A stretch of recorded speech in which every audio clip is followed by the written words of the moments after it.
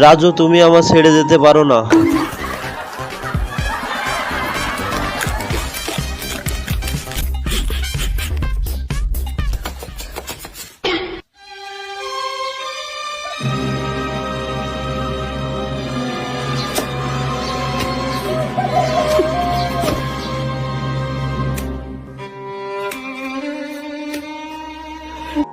রাজু, তুমি এভাবে চলে গেলে আমার আসার আগে। কি করছো? তুমি ঠিক আছো? আমার কি হয়েছে? তুমি কাঁদছো কেন? এর মানে তোমার কিছু হয়নি। আমার খাবার। এই জনি, কি হয়েছে?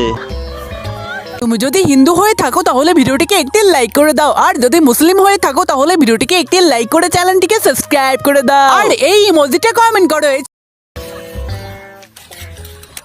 আরে পেট ভরে গেছে, জনি আসার আগে চলো।